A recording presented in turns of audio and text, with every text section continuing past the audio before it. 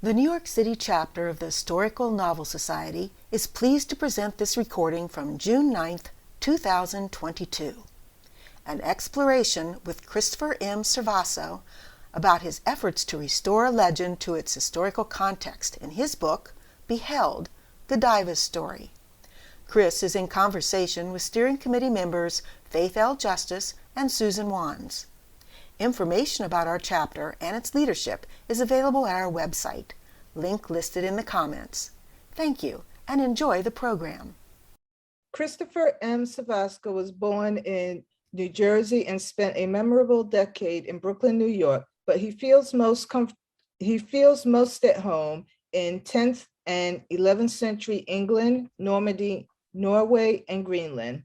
He was the founding editor of the award-winning Paradox, the magazine of historical and speculative fiction from 2003 to 2009. His own short stories appear in such venues as Black Static, Distant Echoes, and the Prime Books anthologies Shades of Blue and Gray, Ghosts of the Civil War, Zombies Shambling Through the Ages. His debut historical novel, Beheld, Godiva's Story, is a darkly twisted psychological thriller exploring the legend of Lady Godiva's naked ride. A longtime member of the Historical Novel Society, Chris currently serves as registration chair on the conference board planning the upcoming 2023 HNS conference in San Antonio, Texas. He lives with his wife and 2 children in Myrtle Beach, South Carolina. For more information about Chris, visit www.christophermcevasco.com. I'll put the link in the chat. I'm turning it back over to Faith. All right, thank you, Ursula. Okay, Chris, again, welcome to our program, and it's always a delight to have Brooklynites on board. I'm actually stationed in Brooklyn myself. Although thank you so much. Go ahead. Yeah. No, I was just going to say thank you so much for having me. Yeah, I feel like it's sort of a virtual return to New York for me, since I used to live there for about 10 or 11 years. Ah, okay. I now have lived in Brooklyn longer than I've lived in any other single place in my life, but I'm originally from the Midwest. So, all right. We would like to start off by having you read a short section so we can get a feel for your style, and I'm anxious to hear. Sure. Yeah, I'm happy to do so. I thought I would just read just a little taste. It should be about a 2 or 3 minute reading from the prologue to the novel. It's actually 2 short sections. I'm going to read a little bit from the beginning and then jump ahead a few paragraphs just to kind of give you a little taste of the opening of the book, and then we can talk some more about that later. But so this is the prologue to Beheld, Godiva's Story. Coventry, 11th October, 1028. Godiva slumped to her knees. But for the nun's strong arms beneath her own, she would have fallen on her belly among the floor's dusty rushes. I can't die like this, weak and broken, she breathed, or thought she did. The nun made no response, so maybe Godiva had only thought it without giving it voice. Am I dead already? My soul gone from my racked flesh? But that couldn't be true either. Why then would she still know such pain? Don't, she tried again. Don't think of me this way after. It sounded little more than a whisper, weak and forlorn. Godiva closed her eyes and wept. Though she had never been one of those great folk whose faring through the earthly kingdom left ripples in her wake, she had nonetheless always taken pride in holding steady on the oar, never flinching, no matter what storms or narrowness had beset her 18 years. Now her word, the lot God willed for her, had brought her body low, and she wanted to go into the hereafter with head high. Instead, she wavered, she shied, and somehow that was the hardest of it all. Just a little farther, Sister Eanflid grunted behind her, the nun's rosary dangling over one of Godiva's ears to trail across her mouth. Godiva kissed the beads with cracked lips and stepped toward the pillows and tangled, sweat-soaked bedclothes. and there was Rue, the old hound that had been her father's best loved hunter. Godgifu reached for him, and the hound lifted his long muzzle from among the crumpled bedding, tongue lolling happily. How could I have forgotten him? She asked. Forgotten who? The nun asked, helping to lift her. But of course Rue had come. When it had been his time to die all those years ago, they'd found the hound curled up in Godgifu's own bed. Now he was back, waiting. Dull pain bloomed in her knee as she bashed it against the carved board beneath the bedcove. She whimpered as she threw herself at last into the wall's hollow, wilting. Her knee would be bruised, but that ache was a drop in the flood filling her side and back, spreading into her groin like hellfire. Where had Rue gone? She needed to borrow his old strength, but the bed was empty, only her and the pain. A chill crept in under Godgifu's drenched linen shift, and she clambered to draw the bedclothes fast. The sheets smelled of the gall she'd been heaving up, of the water that had leaked out while her gut clenched, but she was beyond caring about such things. Anflid hurried to help, and once she was settled back, pushed something into Godgifu's hand. For now, Godgifu lacked the strength even to look and see what she held. A cow lowed outside, a gloomy sound. Cows seemed ever mournful to her, and she tried to call to mind if she'd ever seen a happy one. Wan light leaked through the room's dark beams, through a spot of roof thatch wanting mending. Daytime, then, not night at all. It all felt the same. Poor cows. She suddenly wanted to weep over that frayed bit of thatch. This house was one of 8 she owned across the Midlands, but like most of them, she'd hardly spent any time here. When she was gone, who would be left to see to the roof's mending or to milk the cows? Who would live here? Some hairy Thane I've never met, Danish or English, did it matter which? Blinking away unshed tears, she looked at last and saw a little silver-topped glass flask in her hand. Something dark was pressed within. I brought it for you, dearie, the nun whispered, a lock of St. Osber's hair. Ask her to speed your prayers to Christ the healer, and she'll do what she may. Godgifu closed her fingers about the relic. And that's the reading for today. And again, I should mention that Godgifu is the Old English pronunciation and spelling of Lady Godiva's name. So this is Godgifu when she's only 18 in the prologue. We're then going to skip ahead in chapter 1, about 13 years into the future. So spoiler alert, she does not die in this opening chapter as she thinks. And the rest of the story takes place in that later time period when she's an adult and her life has changed dramatically. Well, thank you. And thank you for explaining the name. I was going to ask where that came from. Yes. Okay. So how did you become interested in the legend of Lady Godiva? And then, you know, the follow-up on that is like, then how did you reclaim history? Well, sure. I mean, in the wider sense, I think I was first drawn to the time period. As I think was mentioned when I was introduced, I do have sort of a specific interest in 10th and 11th century England and Norway and Normandy and Greenland. And I absolutely love the entire Anglo-Saxon period of history. But like among the many really colorful individuals who lived then during that period, Godiva or Godgifu is one of the most intriguing to me. Of course, we have the legendary tale of her naked ride, which is sensational in all of its sort of lurid details. But beyond that, Godiva is really one of the most powerful and influential women to have lived during that period. The surviving records show that she, made donations of land and wealth to abbeys and churches all throughout England. She was married to Leofric, who was himself a powerful Earl of Mercia at the time, during both the Danish occupation of England under King Knut and his line, and during the subsequent return of the royal English bloodline under King Edward the Confessor.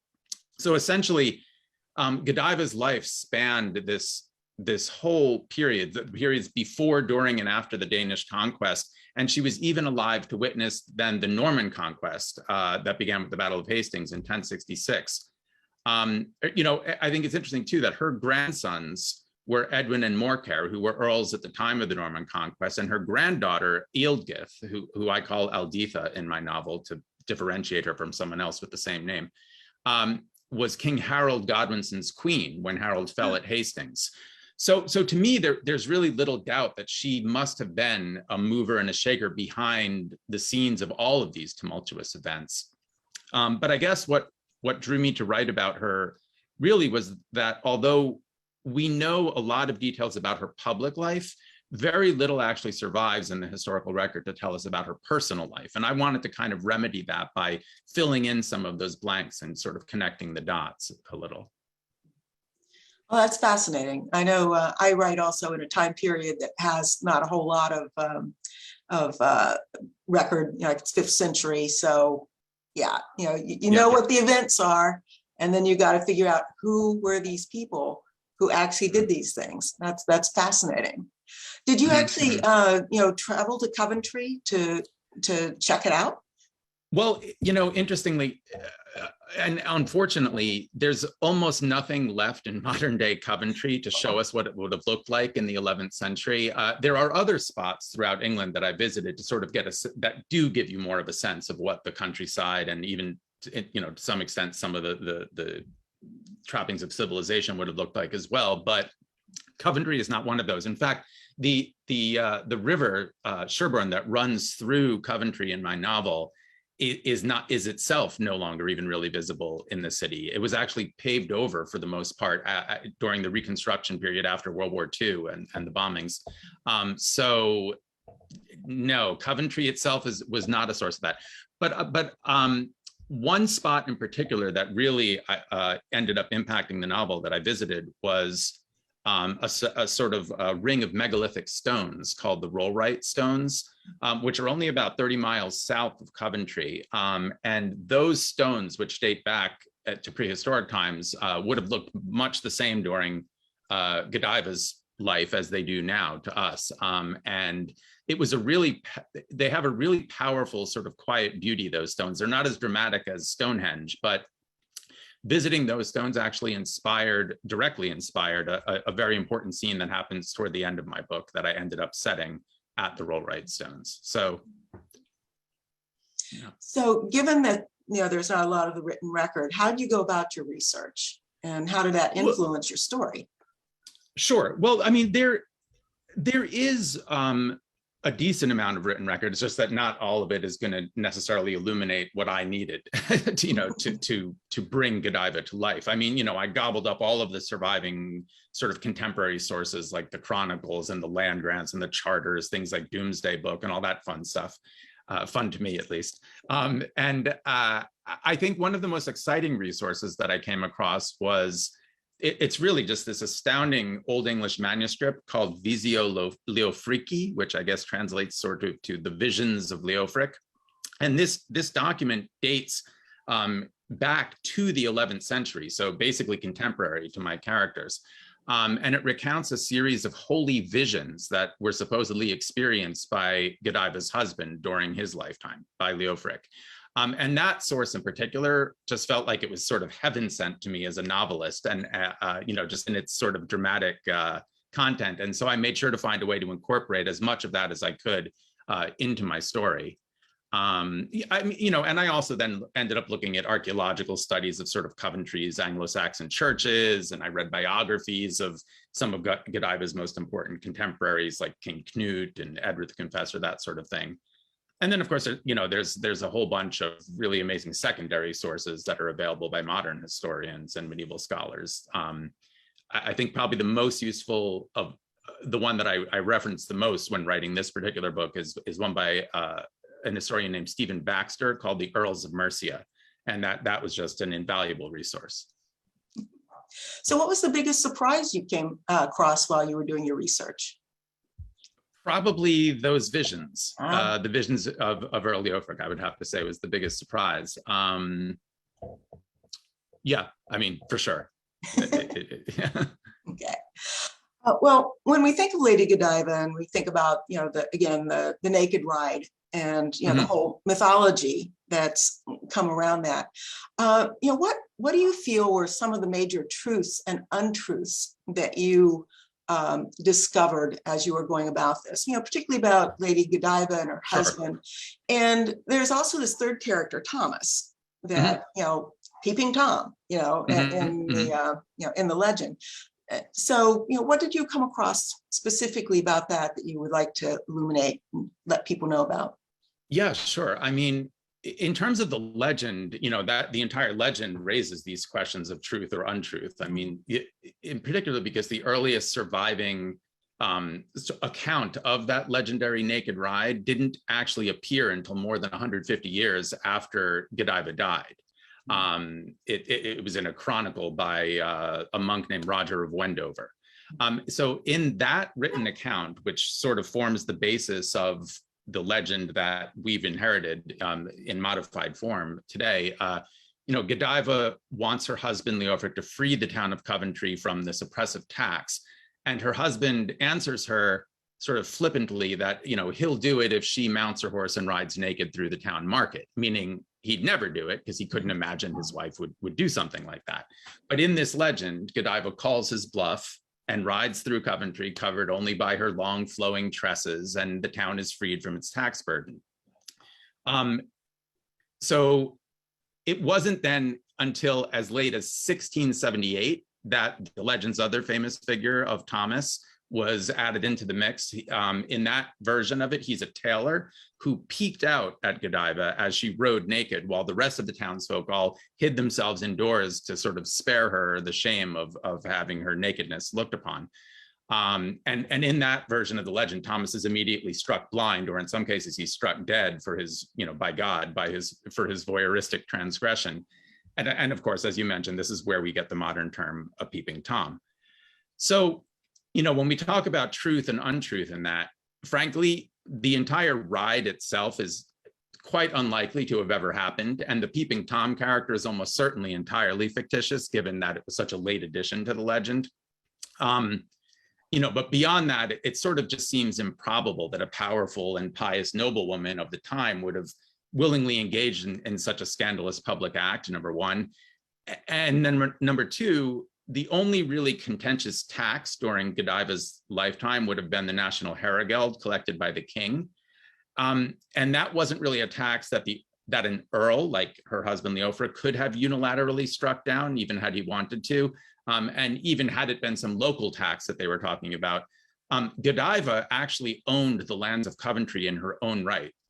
So it would have arguably been up to her and not her husband to relieve Coventry of its financial burden. So the whole legend kind of falls apart when you really start to take it apart and look at it from a historical perspective. But the main sort of conceit of my novel was that I wanted to start from the assumption that something did happen, some version of this naked ride, and then I sought to weave it more plausibly into the historical setting and context, so that it happens in something of a recognizable form, albeit in a form that might have grown in the subsequent, accounts of it and received embellishments or alterations over the ensuing centuries. But so that's where I'm at with the legend in the book. Okay. And, the whole idea of, women's role in this time period is fascinating. Now, I'm sure that Godiva's was different from peasants and, farmers and Sure. tailors and, other women who did other kinds of things. What did you find out about that? I mean, was she really an outlier, or was this more, women at this time could do these things? No, I mean, if you were fortunate enough to be someone like her who was of the nobility, essentially, and of the landowning classes in Anglo-Saxon society, no, there were definitely very powerful, influential women at that time. More so, I would say, at that time than later in the Middle Ages after the Norman Conquest. I think things sort of tightened up a little bit after that and kind of went backwards in a way in terms of women's rights and responsibilities in society.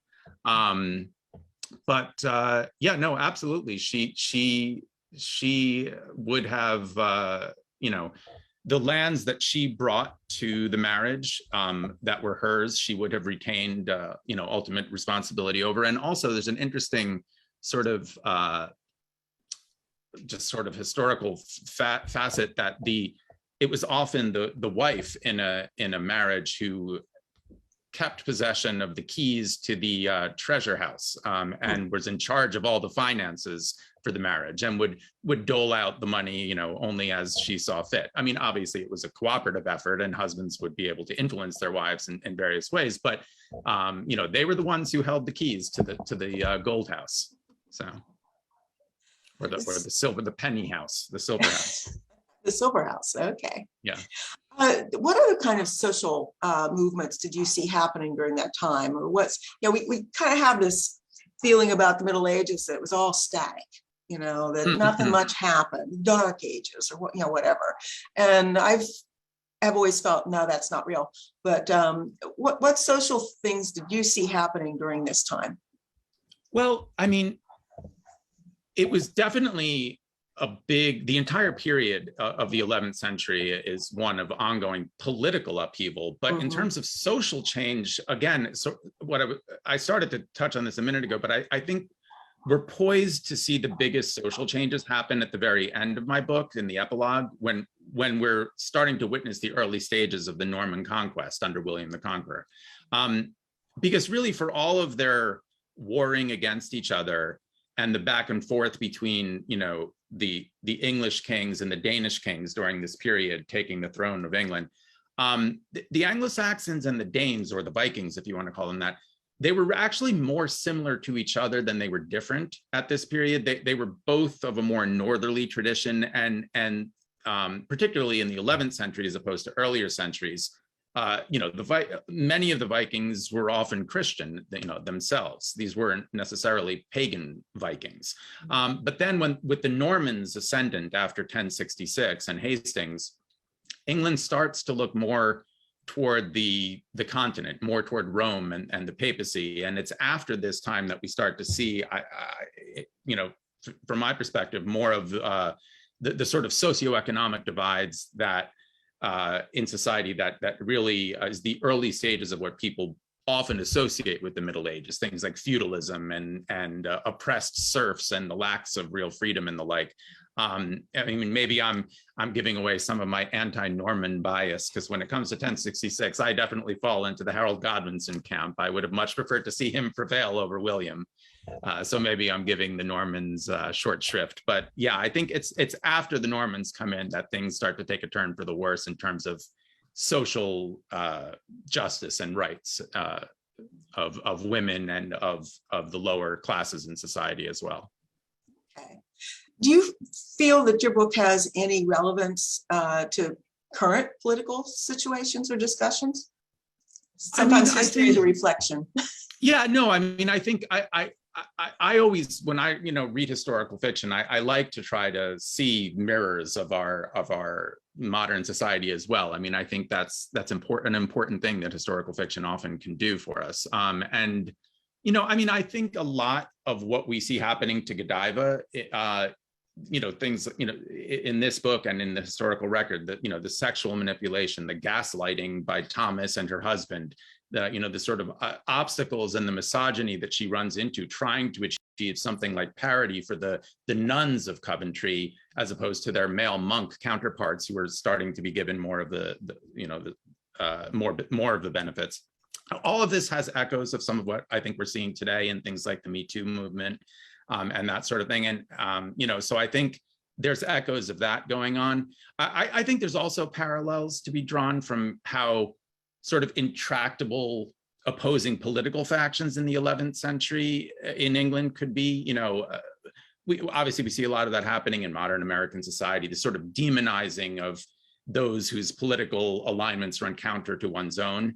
But this is nothing new. I mean, it happened back in the 11th century as well. And so, I think you can see those sorts of reflections of ourselves. Okay.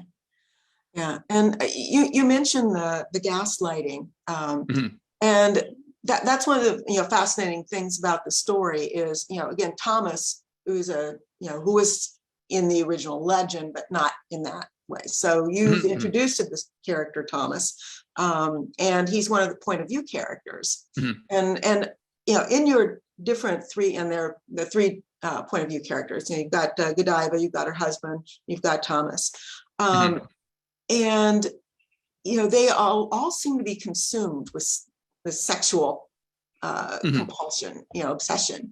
And you know, why did you go in that direction with the story? Well, I mean, I think starting from the perspective that we have this, you know, most people first hear about Lady Godiva from this legend of her riding naked on a horse, or they know of her from the Godiva chocolates, which also has a picture of her naked on a horse on their wrappers. So I think, you know, I think when I sat down to write this book, I knew that those sort of voyeuristic and exhibitionistic sort of themes were going to have to feature prominently in some way, historical or not. I felt that readers were going to be disappointed going into a story about Godiva and not finding some of those themes in there. But what I really wanted to do was kind of take apart those themes and explore them, and even to subvert them in some ways. And what I mean by that is, you know, to some extent, I wanted to confront the fact that the legend itself in many ways is objectifying Godiva, sort of putting her naked on that horse for purposes of titillation.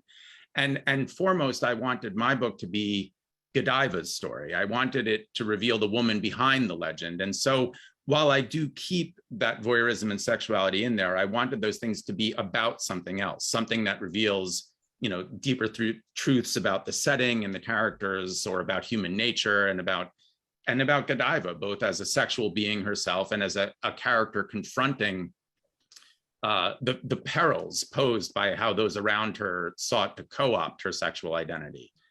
I mean, I would say that for Godiva, hers at least, I sought to portray not as any form of, like, I think you used the word addiction, or you know, it wasn't a sort of a deviance or obsession, just a perfectly natural sort of sexual desire that she had. But most of the sexual content in the novel is very dark because of the other people surrounding her. It's more disturbing than titillating, I would say. And it's sort of crucial to developing the book's, you know, characters and themes. And yeah, as for Thomas, I don't think I'm spoiling too much to say that he's basically a pure sociopath or psychopath in my novel. So much so that his voyeuristic tendencies are not even necessarily, I wouldn't say sexual in nature, because I never show him being aroused by his voyeuristic acts. Rather, they sort of feed into his warped, I guess, religious worldview and cosmology, which kind of merges elements of Anglo-Saxon hagiography and pagan folk beliefs and Welsh myth. I mean, all of it with sort of a unique twist that comes purely from Thomas. But then lastly, my third point of view character is Leofric. And I actually find him to be something of a tragic figure, because when we first meet him in his opening chapter, there's nothing really perverse about him yet until after he suffers a head wound in battle. And that sort of then compounded throughout the novel by sort of advancing stages of age-related dementia, because he's much older than Godiva in the book, and sort of profound feelings of guilt that he feels over he was forced early in the book to sort of slay his own countrymen at the order of the Danish king.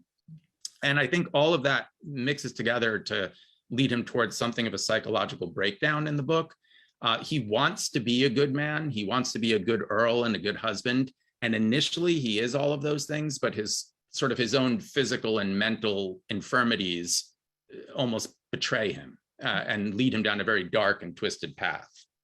So, I don't know if I answered your question or if I. Oh no, that okay. was really interesting. Thank you. Okay. Yeah, you know, it's getting into the psychological development of characters is, you know, a key part of the craft. You know, and you know, and thank you for elucidating how you handled that. At this point, we're going to do tag team here, and okay. I'm going to toss it back to Susan, and she has some additional questions she wants to ask. Sure. Susan? Chris, I really enjoyed, especially not only your writing, but the incredible world that you built with these three different cultures. I think especially the opening chapter, when it's that battle scene with the Danes and the Vikings, And the way that you thread in the pagan culture too was really news to me. I thought I knew a lot about that time, but I really was unaware of a lot of it. I guess my first question is, in writing about these three different worlds, did you have to, were you partial to like the Danish idea of government, or were you going with the pagans, really, they should win this Thomas thing?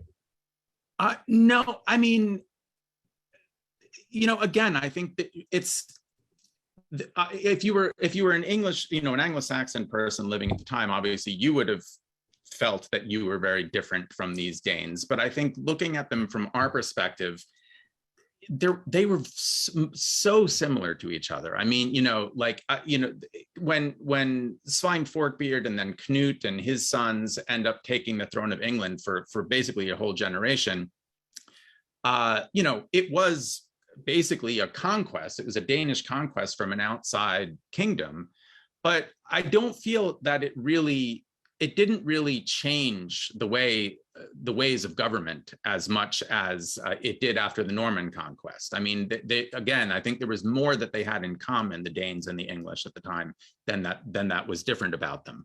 I mean, there were certain things that were expanded upon, certain things that were diminished. You have the sort of eldermen now start to become called jarls under the Danes, but basically their job descriptions are largely the same. And jarl is the Danish word from which we then get the word earl later. So, I mean, it's, again, I don't really see that there was that much of an upheaval during the time of the Danish conquest in terms of the way that the kingdom was governed. Again, I guess just because I like all of Anglo-Saxon history, I have this bias where, I was always rooting, as I read this part of history, for the English to get the throne back. And eventually Edward the Confessor does, sort of restoring the old bloodline of Alfred the Great. I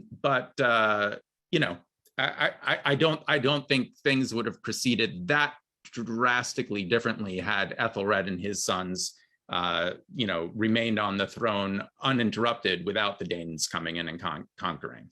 Again, I think it's when the Normans come in that everything really starts to change. So this idea of the taxes that started to build this resentment amongst the people for the next 100 years or 500 years as this legend got modified and revised, right. Were these the same? You have such interesting names for these taxes. It was a herregeld and a horsegeld. Are those the same things? Well, okay, so the herregeld is what in my book, that is what Godiva wants to free the town of Coventry from. She considers it to be too burdensome of a tax. And the herregeld, it was a national tax imposed by the king, and it basically supported his own housecarls, his own soldiers, which was effectively the national army at the time. While it might have been unfair or burdensome in the abstract, and of course nobody likes paying taxes, but it certainly would have been a burden on a population at times when they were struggling with crop failures or sickness and things like that. It wasn't necessarily that it was an unfair tax. There would have, I think, though, been particular resentment once Knut is on the throne as a Danish invader king, and he's now using this tax to pay the very soldiers who had helped conquer England only a few short years earlier. So I think that's where, it would seem understandable to me where you'd get some of that resentment from the population not wanting to pay the tax. But yeah, you mentioned the horse tax also. So that is something slightly different. And I have a character mention that in a scene near the end of the book where, the herregeld was this national tax to support the king's personal bodyguard and army, basically. And then in that scene, there's a character who is himself confused in the scene and asks, oh, was this the horsegeld that Godiva was trying to free Coventry from? And someone else corrects him and says, no, dolt, it was the herregeld. Now, I think, to me, what the horsegeld was basically another type of tax. Essentially, it was a custom tax on horses that existed at the time. Or the character might have been referring to the fact that So when an Anglo-Saxon thane, which is the lowest rank of nobility, died, that thane's heirs, under something that was called heriot duty, they were obliged to give the king a gift in order for the right to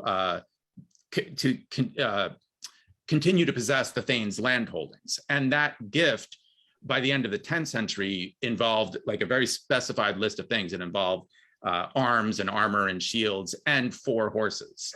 So that could also be the tax he's referring to. But really, to be honest, the reason why I put that reference to the horse guild in the novel is it's sort of like a wink and a nod to 2 much later incarnations of the Godiva legend that actually date from the 16th and 17th centuries. In those versions of the legend, they say that Godiva was trying to free Coventry of the horse tax, not of the herigeld. That doesn't really feel authentic to me. That feels like just a later mistake or addition to the legend. But I just wanted to kind of give a little nod to that. And that's why I then have the confused character be sort of like corrected by someone else and say, no, it wasn't the herigeld, or the horse guild, it was the herigeld. So anyway, that was my own sort of like inside joke to anyone who's paying attention to these. It was a great taxes. Easter egg, because I was going, oh, this Sure. is good. From her horse, everybody's punished from now on because of that. Right. Right. The other thing I was curious about is the visions that her husband had are so otherworldly. They could almost be an acid trip from today. Do you think that in actuality, he was having a psychotic breakdown during his reign? Yeah, right. Or was he seeing saints? I don't know. I left that intentionally ambiguous. I mean, so I want that to be up to the reader. I think, those visions, they were obviously important enough in Leofric's life that they were actually recorded in writing in a contemporary source that survives to this day. So, who knows? Maybe he was seeing saints. But, yes, he was also living with, as I said earlier, this sometimes crippling pain from this head wound. He was in the early stages of dementia. He has this profound guilt that haunts him throughout his life over having had to kill his own fellow Mercians as their earl under the orders of King Harthacnut. And, so arguably there are more mundane medical explanations for his visions. But again, I'm happy with either interpretation.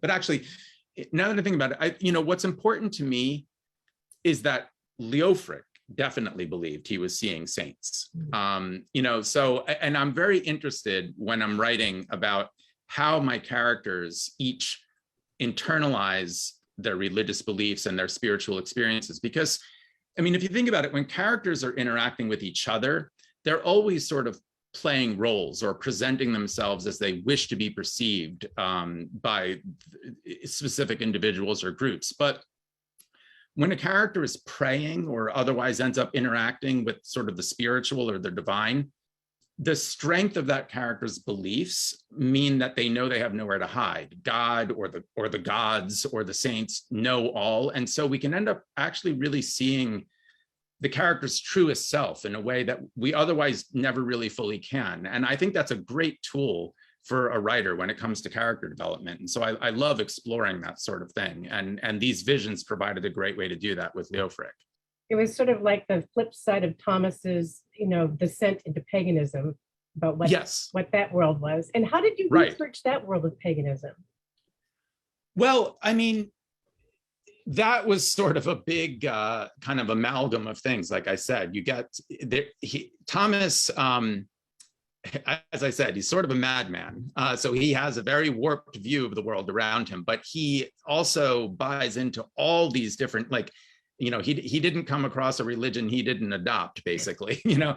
He's super into, he's a font of knowledge about all of the Anglo-Saxon saints, and he's very much, interested in that. But he's also very firmly in the world of pagan folk beliefs and practices. He's obsessed with the Welsh myths, like of the goddess Rhiannon. Incidentally, Thomas in my book has a Welsh parent, so he's from Wales. I think, by the 11th century, England was very much a Christian kingdom. So it's not like there were people like Thomas running around here, there, and everywhere as steeped in the paganism anymore, as he was. He's sort of an exception to the rule. But we do have historical sources that mention, even as late as the 11th century and later, sort of prayers to pagan earth goddesses when crops are planted, or sort of charms and superstitious remedies for all sorts of ailments that are recorded at the time. And so, while the official chronicles played up the strength of Christian belief in Anglo-Saxon England, I think it's fair to say that in the fields and hills, there was a certain amount of veneration of the older forms of faith that would have persisted, to lesser or greater extents in different places. And again, Thomas is sort of an extreme example of this. Fabulous. And Lady Godiva, she actually had a first husband. Is that in the book? Is that historically true? Well, so yeah, that's interesting. So yes and no, I guess is the best way to answer that. What I mean by that is, so we have, we know very little from the historical record about Godiva's parentage and about her early life. That's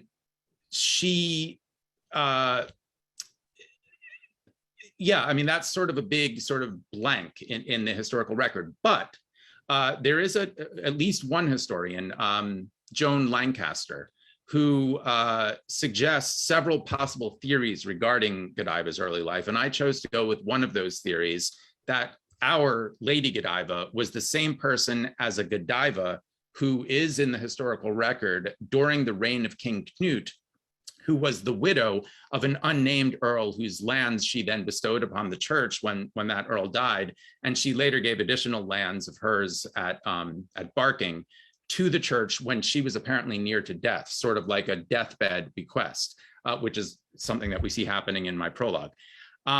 Now, it's possible that this Godiva was a different Godiva from the later one of legend, but again, in the absence of any other actual data at all about her earlier life, I went with the theory that these were one and the same Godivas. And so then, from among the likeliest of Knut's earls to have been this Godiva's first husband, I chose Earl Eilifer, who is an actual one of Knut's earls, who did, as I mentioned in the book, spend some of his time in Constantinople as one of the Varangian guards, and likely ended up dying while abroad in Constantinople, thus leaving Godiva a very young widow.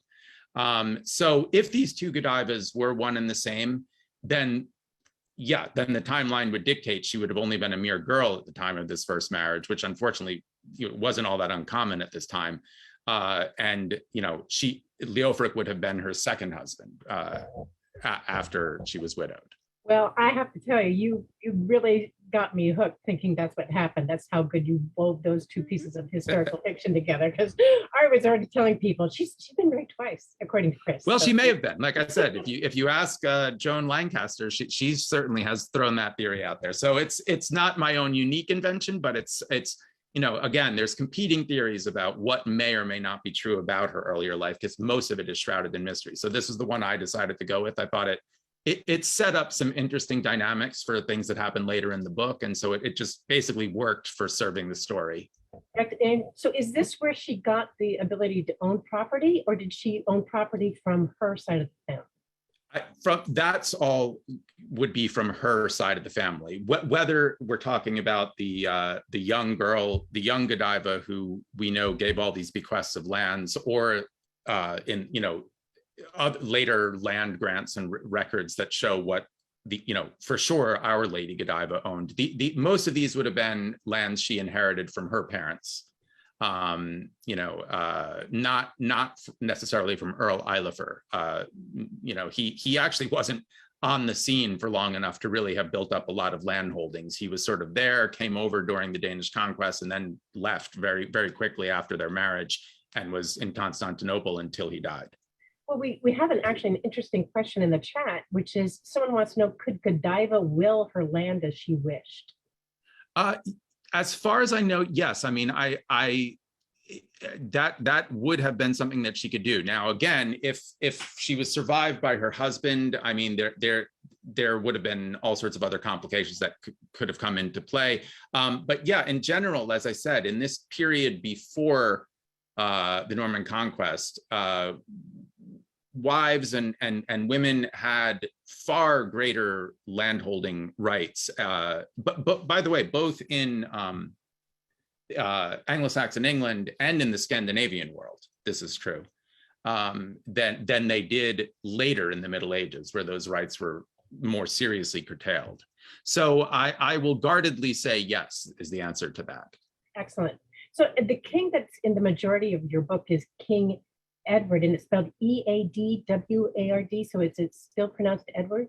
It's Edward. Yeah, I just, again, just for flavor, I went with one of the Old English spellings of it. It's funny when you research things in the Anglo-Saxon chronicles, it's, I mean, any individual in there, you're going to come across like 8 different spellings for the same name. But this was one that I thought, just by adding that extra A in there, kind of made it feel a little older. It wasn't just Edward, you know. There's good old timing. You have described him as more Norman than English, more beholden to the Pope than to his own Thegans. What are the Thegans again, Chris? The Thanes, yeah. They and again, Thegn, that's like more of an older English spelling of the modern spelling, which is Thane, which basically was the sort of lowest ranking form of nobility in Anglo-Saxon society, a Thane. But so yeah, I think when it's fair to say that when Edward regained the throne, he didn't regain the throne, but his bloodline regained the throne. He was, as I said, a direct descendant going back to the line of Alfred the Great. You know, Ethelred was the king at the time of the Norman conquest. Ethelred the Unready, we call him today. But then the Danish conquest happened, and then during all that period of Danish occupation, Edward was living in exile in Normandy. So had basically grown up and lived most of his life in Normandy for the better part of a generation. And so when he came back to England to reclaim the throne after Knut's and his sons had basically just died out, and there were no strong enough Danes to kind of wrest the throne, I think he would have been perceived almost as more Norman than English. He probably would have had, having grown up there, he probably would have had a Norman lilt to his speech. You know, I mean, he would have certainly been bilingual, at least in Norman French and in English. And so, yeah, I mean, I think a lot of people saw him as something of an outsider, but again, with this sort of nationalistic pride and wanting to be like, let's finally kick these Danes out of here, at least he restored the actual English bloodline to the throne. And so it put an end to Knut's line. Yeah. You have this fascinating power struggle between Edward and his mother, where he suspects her of conspiring against him. Was that founded in fact too? Well, so this is Lady Emma. And again, I'm going to have to answer that by saying yes and no. Because there are actually various conflicting historical accounts of Emma's life and her deeds, some of which are very unflattering to her and were probably written by her detractors, you know, afterwards to kind of as a smear campaign. But there are some accounts that suggest that she actually did this, that she had written to the king, to Magnus, the king of the Danes, to come and conquer her son Edward's kingdom and holding. And so to better serve the story I was telling, I credited some of these less flattering of the less flattering of these conflicting accounts. And yes, she does come across in, unfortunately, something of a less than flattering light. So I feel I kind of owe it to her to state clearly that Emma was an absolutely astonishing figure. I mean, she was queen of England, Denmark, and Norway through her marriages to King Ethelred, the English king, and then she ends up remarrying King Knut, who had basically conquered Ethelred. And so she is at the very center of all of the events that shaped England during the entire first half of the 11th century. And she was an absolutely, by all accounts, brilliant individual, and certainly, again, like Godiva, a huge mover and shaker behind all of the events going on in England at the time. England and beyond, and in Normandy, and even as far, as the Scandinavian world. But, she was sort of at the tail end of her life. Once, she was about almost a generation older than Godiva. So she was sort of, her power was waning as Godiva's was, waxing. And did she give as many land bequeaths in her old age as Godiva did, or did her son wrest those away from her? To be honest, I haven't researched that as thoroughly as I've researched Godiva's land grants, but my guess is that most of her land would have been considered royal land that was owned by the king. So, by the throne, basically. So she probably had far less of an ability to do that than Godiva would have. Particularly because Emma was originally from Normandy. She came over to England to marry Ethelred, so she didn't have the kind of legacy of, family land being inherited as much as someone like Godiva would have. And also, I think, again, whether or not this letter to Magnus actually happened, there was some sort of falling out between Edward and his mother at the end of her life. And I think at that point, he made a point of stripping a lot of her wealth and lands from her. Some of that went back and forth because he was also kind of waffled, and sometimes decided he forgave her. Sometimes they were on the outs again, but they had a very tumultuous relationship at the end of her life. And this church that Lady Godiva is building with all the artistry, is that still standing? There is the church by that name is still standing, but almost nothing of the structure that was built. I mean, it has been built and rebuilt so many times over the years and destroyed and damaged in various, centuries, that there's almost nothing left of the original structure, perhaps other than, the footprint of it or the foundation somewhere beneath it. So the church is still there by that name, but it's not anything like what she was building. Well, it's certainly a fascinating idea that you have to weave all these different ideas together to come to that fantastic ending where everybody's sort of, trying to figure out who's going to win. I don't want to say anything more about it because I don't want to spoil it. Right, okay. But can you also talk a little bit about what was your first impression of the Lady Godiva legend? Did it turn out to be, I know that you've totally rewritten it, but was that the hook that got you interested in this part of history? Yeah. Well, no. I mean, as I said, I've always been interested in this period of history. So I came to the period first, and then to Godiva, only as I delved into the period. But yeah, I mean, in terms of I'm sorry. So your question was how did the. And how did you first get interested just in that legend? I mean, there's so. Oh, in the legend. Yeah. Yeah, well, I mean, it's a really compelling legend. I mean, it's funny. It's somewhat erotic. It's somewhat fascinating in terms of just like a little glimpse into. It's very rare that you have these sort of dramatic interchanges recorded in the history of this period. I mean, it's mostly like charters and grants and things like this. So the fact that we had this little moment frozen in amber for us to look at, whether or not it's all true or partially true or based on something similar and has changed over the time.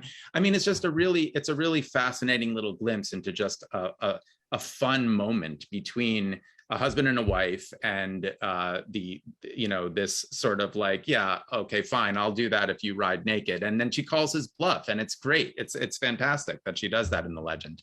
I mean, again, probably didn't happen that way, but it's fascinating. And so then, that's what drew me into wanting to learn more about, like, well, yeah, so if it didn't happen that way, but something had inspired this legend, what's something that would have been more historically plausible? And so again, that's sort of how I came to it and how I came to want to write a book about it.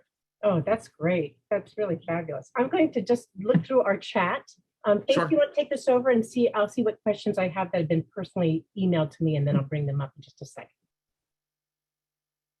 Oh, I think you're muted, Faith. Yes, I was being good, muting myself. And I think this is like one of the first times I didn't notice. Okay. Anyway, so I also want to let the participants know that Chris is working with the Historical Novel Society North American conference, and he's the registration chair. So if you have any questions for him about the larger organization, please feel free to also put that in the chat. Sure. And there's a good deal of information going out now about the program itself. And I'm going to put you on the spot here, Chris, but do you have any favorite things that are coming up in the program?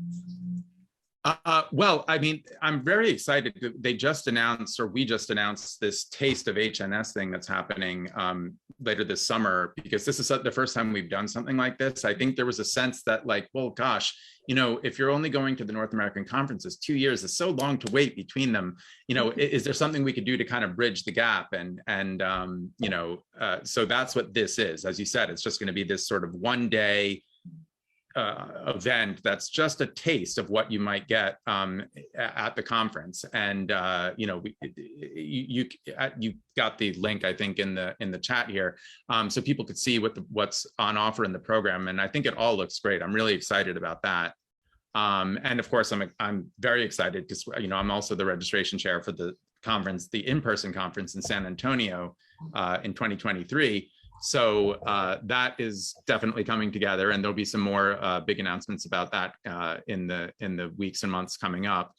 I also, by the way, I will be at the UK conference. I'm one of the speakers at that in Durham this September. So if anyone's going there, I look forward to meeting you in person there as well. All right. Yeah, I was going to ask you if I hadn't gone through and looked at the program, for the UK, but, given that your book is set there, I was hoping you'd be able to get. So. Yeah, it's a great, I've been to a whole bunch of the North American conferences going back to the very first one in Salt Lake City. I think I've only missed 2 of them since then, but I've been to 3 of the UK conferences, and they're great. It's a smaller in terms of numbers than the North American conference, just as you would expect, just because it's not drawing on as much of the North American population. But it's a great conference. I've always had a great time there as well. So I'm really looking forward to that. Yeah, and I actually think I met you when it was at Salt Lake, because I seem to remember, meeting you and having a drink or something like that. Way back when. Yes. So, yeah, and we actually do have a question about San Antonio. Someone is saying San Antonio in July sounds hot. Will we have a virtual component? There will be. It's going to be a hybrid conference. This last conference, because of COVID, ended up being entirely virtual. But the virtual component was really well received, and people in their sort of critiques of the conference afterwards expressed an interest in continuing to have some sort of a virtual component. So it absolutely will be a hybrid conference. So if you can't make it in person, there's going to be a whole bunch of the conference also available virtually. So yes, absolutely. Yeah, I can highly recommend that. I was a presenter as well as an avid participant, in the last conference, and it really was one of the best conferences I've been to. I've been to all but one, so it was really good. So Susan, did you want to come back? We have a question here from Leslie Lowe, and Chris, she wanted to ask you some questions about the hallucinations from Leofric.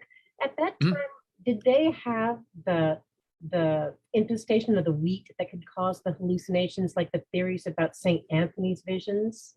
Right. The ergot poisoning, I think it's called, something like that. Yeah. Right. Yes. There's some,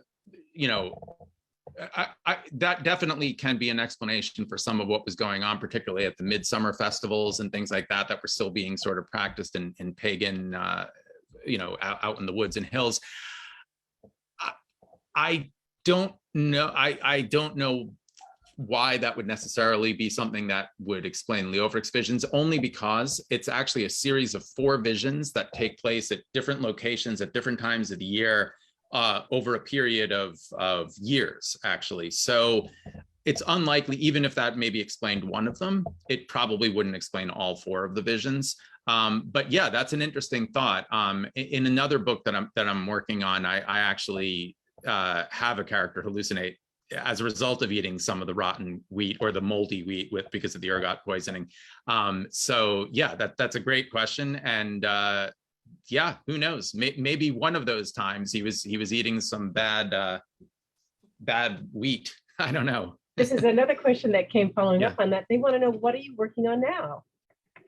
Okay, so I am actually revising the final draft now of my next book, which is set during the period of sort of resistance and rebellion among the English right after the Norman conquest. It's sort of a wartime resistance thriller, because a lot of people think of the Norman conquest as being the Battle of Hastings, 1066, and then we have the Normans in power. And from my perspective, really, that battle was just the first battle in the Norman conquest, because for years after that, you had this very robust underground resistance movement among the English in England that in a lot of ways was very similar to like the Maquis in France during World War II. I mean, they were sabotaging Norman shipments, and they were doing all sorts of espionage and undermining the power of the king, sometimes fighting pitched battles against the king's armies and winning. It actually angered and frustrated William so much, this resistance movement, that you ended up having something called the Harrowing of the North a couple of years after the conquest, where in reprisal for what he saw as the part of the country that was harboring all of a big number of these resistance fighters, he just marched his army through the north of England and just razed towns and villages willy-nilly, salted the earth, burned the towns down, slayed men, women, and children in the streets. I mean, it's like, it's a war. It's basically an atrocity that William committed on the English people just a few years after the Battle of Hastings, and that was directly in response to this resistance movement. Just his growing frustration with how much of a thorn in his side this movement was. So anyway, it seemed like it was ripe for a novel, and so my story is set. It's actually, my main character is a priest who basically leaves the church and ends up falling in with these resistance fighters, and it's that's the next book. That sounds great. Do you have a title, or should we just look for your? I do the work. I mean, who knows if someone down the line will decide to change the title, but my working title for it right now is Eventide. Ooh, it's nice. And that concludes our program. We hope you enjoyed it and learned something new.